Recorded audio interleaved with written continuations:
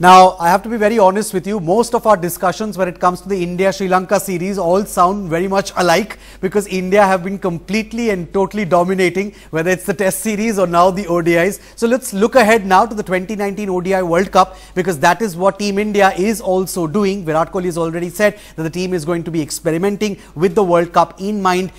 In that context, sir, which are the key areas you think that Team India needs to work on the most? I think the key area that India needs to look at is the all-rounders position, because that is going to be pretty decisive in the conditions that you will get in England.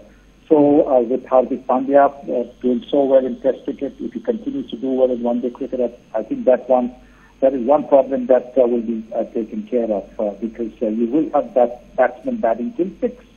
With MST in the mix amongst those 6, and then Pandya at 7, and then whether it's Ashwin or Jadeja, and the other 3 bowlers, I think that is an area that India needs to look at. So if you can get 2 seam bowling all-rounders, then it will be really the icing on the cake. Hardik Pandya and another one who can come in and bat and score quickly and bowl their 8 or 10 overs.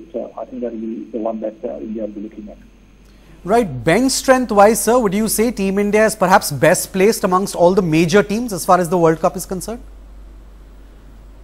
Without a doubt, without a doubt. I mean, look at how Akshar Patel has come back in the team and immediately done well.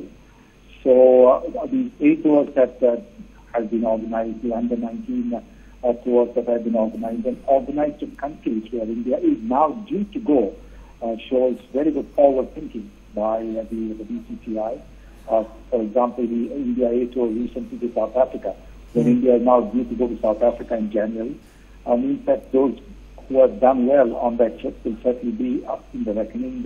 In case there is some sort of an injury or some illness, that means a replacement has to be sent. And also the under-19 team touring this year to England and doing well. I think that again augurs well, because again you'll have somebody who, in case a replacement is required, players will have had a little experience of playing in those conditions. Right, now since we are talking about India's bench strength, sir, do you see someone like Manish Pandey getting a chance to play perhaps a couple of matches in this series itself? I think he will. I think he will get a chance sooner than later. He's an outstanding young player. And I think you can't really keep good players down for a long time. You've got to give them, you've got to set them free, let them play, let them get a feel of what international cricket is. Because look, if you sit in the reserve for a long time, and then suddenly you have to play in an international game, it's not easy. If you haven't really had the experience, and suddenly you might be a little rusty, and therefore I think it's got to be some rotation. I think it's got to be some intelligent rotation, so that all the players are fit and ready for the big battle. Right, since we are talking about individual players, sir, if you talk about the one man who can do no wrong really currently, Shikhar Dhawan, he is someone who loves the Sri Lankans, also has a very good record in ICC tournaments. He became the fastest to reach 1,000 runs in ICC tournaments as far as ODIs are concerned, breaking Sachin Tendulkar's record, in fact, in the Champions Trophy earlier. What do you think really goes right for Shikhar when it comes to ICC tournaments? Well, I think the fact that he's a very positive person. And also at the same time, he doesn't seem to take any pressure on himself. He plays his natural game. And once, the early overs are done, when every great player, you are a little uncertain at the start of the innings. Once he gets going, then he's fond of the big hundreds.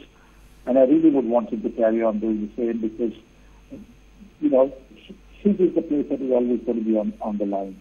For some strange reason, every time he plays in 3 innings, 4 innings, he is the one that is singled out for a mission.